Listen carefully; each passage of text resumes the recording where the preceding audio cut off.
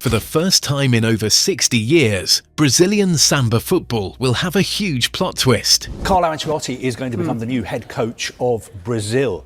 He will start his new job on the 26th of May. He will be in charge of Brazil for their World Cup qualifiers next month. Carlo Ancelotti, an Italian, becomes only the fourth foreign manager in history to coach the Brazilian national team. But with this appointment comes a lot of big questions. Why did Brazil choose Carlo Ancelotti? Is he really the right man for the job? And what's the make or break situation that puts the 2026 World Cup as the ultimate prize for him? Safe to say, ever since that appointment, Carlo Ancelotti has looked like a natural. He's already met up with some of the players and even gone to watch firsthand a couple of games in the Brazilian Serie A. But with Carlo Ancelotti, there's still a lot that's unclear, because even with the hype around his appointment, getting into it then, why did Brazil choose Ancelotti? Well, it's down to two things. The first, Brazil wants to win.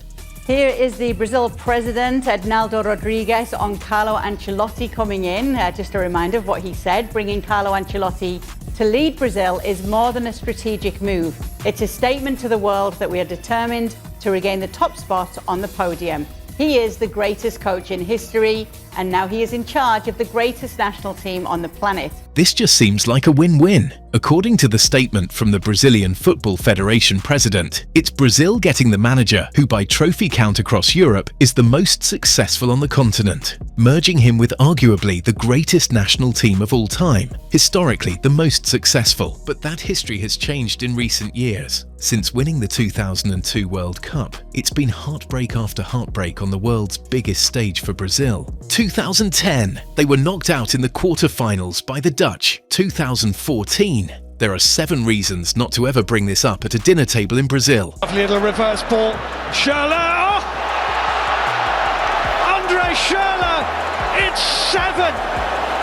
In 2018, the quarter-final exit to Belgium. In 2022, the quarter-final defeat on penalties to Croatia. Since winning the World Cup in 2002, Brazil has only made it to the semi-finals once in the last 5 attempts. They need this to change now. Speaking of things you could change, the status of that subscribe button if you haven't subscribed to Futbol Historia yet. Click it for more videos like this. With Carlo Ancelotti, Brazil is getting a coach that knows how to win. He's won the league in each of the top 5 leagues in Europe, won it in Italy with AC Milan, won it in England with Chelsea, won it in Germany with Bayern Munich, won it in France with PSG, and won it in Spain with Real Madrid. He's had spells in these leagues with different teams as well, from coaching Everton to Napoli in Serie A. The point is, Carlo Ancelotti has the experience and success needed to win the biggest titles. And of course, the Champions League. Twice with AC Milan in 2003 and 2007, and 3 times with Real Madrid in 2014, 2022 and 2024. In Europe's premier club competition, there isn't a manager as successful as Carlo Ancelotti. I could drop more numbers, more achievements, from Copa del Rey titles to FA Cups, but the idea is clear. Carlo Ancelotti is on that elite tier of coaches in world football. But that they got him didn't mean it came easy. It wasn't just because he was at Real Madrid Brazil couldn't get the Ancelotti. The federation also knew getting Ancelotti would be going against tradition. Acho que vai dar muito certo.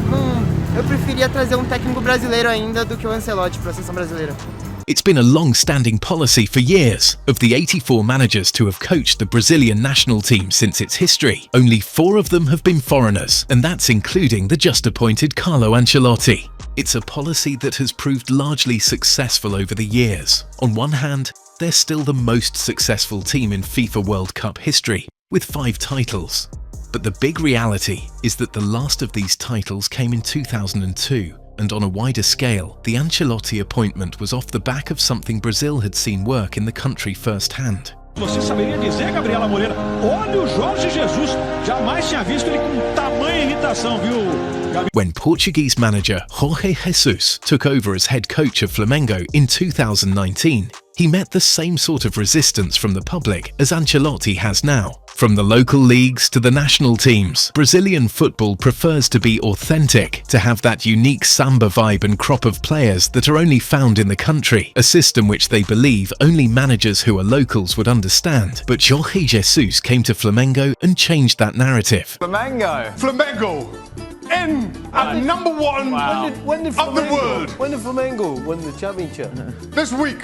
This might seem like a joke, but it's true. It did happen. Jorge Jesus came to Flamengo and introduced a new style of play that won them the league and the Copa Libertadores. In the 57 games he had as head coach, the team won 43 of them. That changed the perception a bit. And that's why, even though there are still doubts about Ancelotti as a foreign manager, as the head coach of the national team, seeing the success Jorge Jesus had at Flamengo, there is reason to believe this could work. But that would be opening up another angle, another discussion, another big question. Carlo Ancelotti, really? From a tactical standpoint?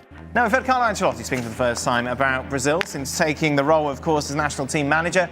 My Brazil will play like Real Madrid, but not like the Real Madrid this year. Brilliant. Rather like Real Madrid last year. It's the best national team in the world. That's not just my opinion. It's the 5 stars on their shirts. No other national team can match them. Now I've got the challenge of winning the 6th. I fully accept the challenge of bringing the 6th World Cup to Brazil. This claim is bold. It's huge. It's also an indicator of what to expect from Carlo Ancelotti's Brazil. They will play like Real Madrid. I don't think you need to be a math genius to figure this one out, to understand how Carlo Ancelotti's Brazil will play tactically.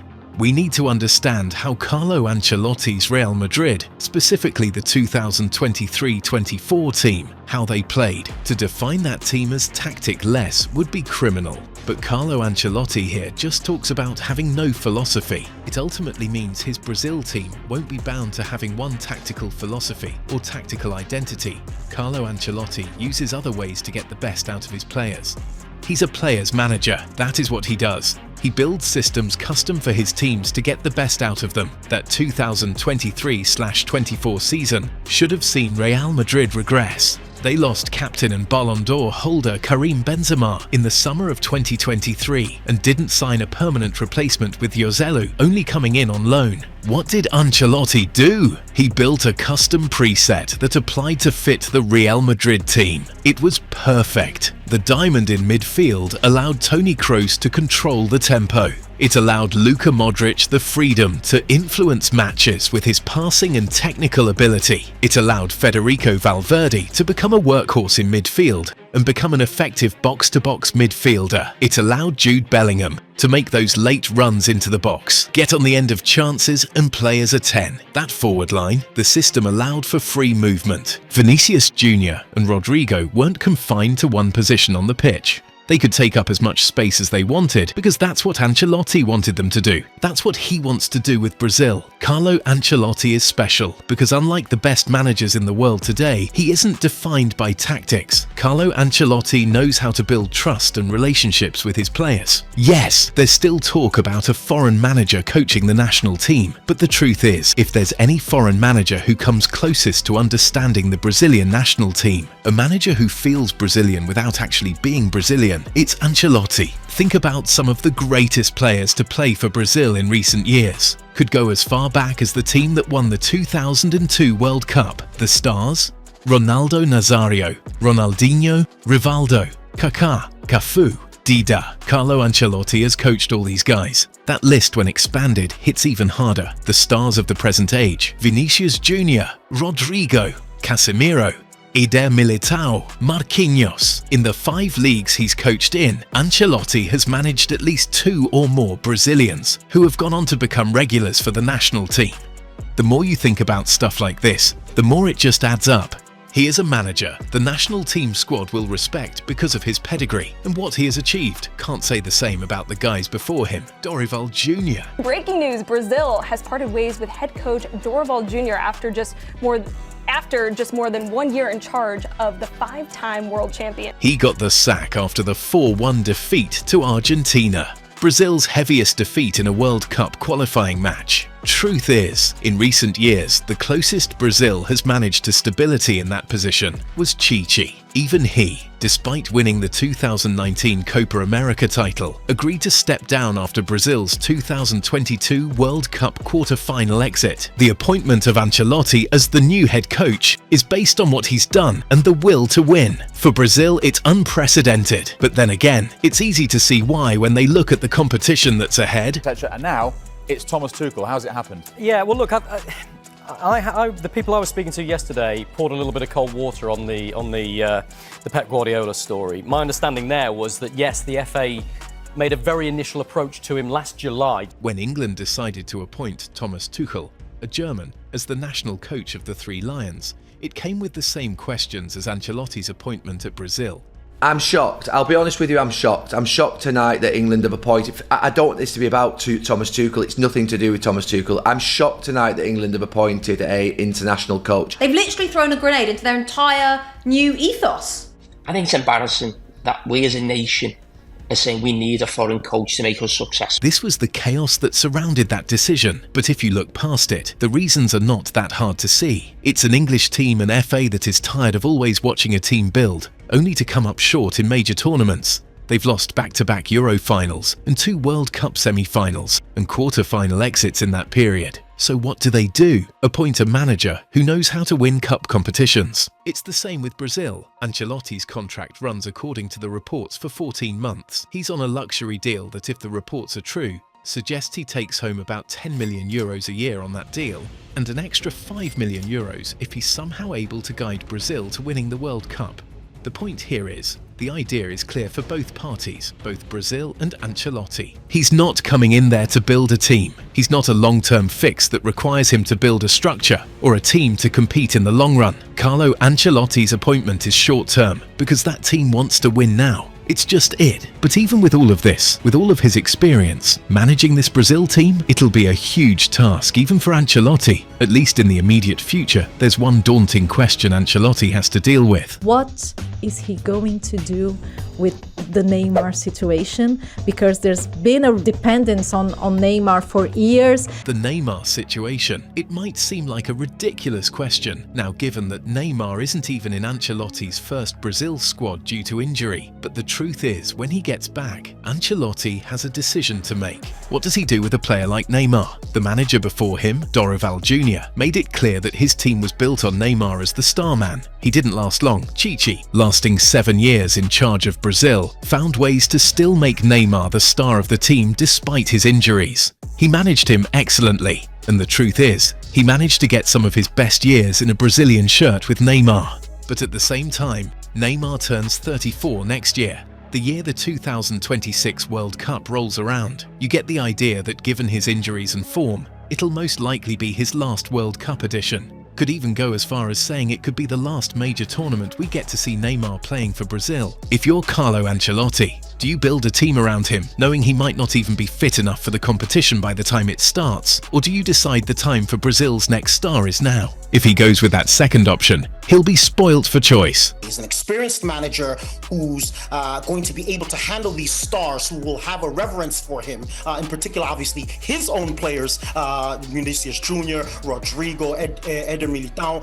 Players like Vinicius Jr and Rodrygo. Yes, they've been largely disappointing playing for Brazil in recent years, but at the same time, we saw Vinicius Jr make his rise to fame at Real Madrid under Ancelotti. Rodrygo got his clutch moments for Real Madrid under the same manager as well. Then you expand the list and realise talents like Raphinha, the player with the most goal contributions in Europe this season. If Ancelotti decides to build his team for the World Cup around them, and it works, it'll be a genius masterstroke, that eyebrow that worked wonders in Europe. He'll be needing it to work wonders in Rio, or at least calm the storm a bit. The election that he won in 2022, and a new election will take place next Sunday.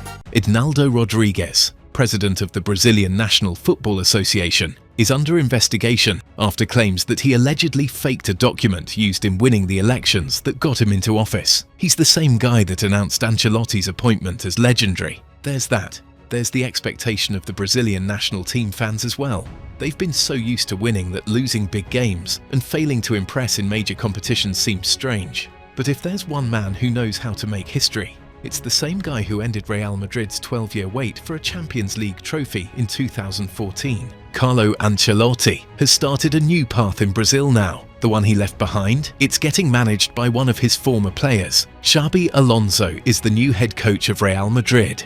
His job now is to find a way to make that system work, to build a team. But with this comes a lot of issues. Want to find out what the big problems Xabi Alonso faces at Real Madrid are? It's all in the next video.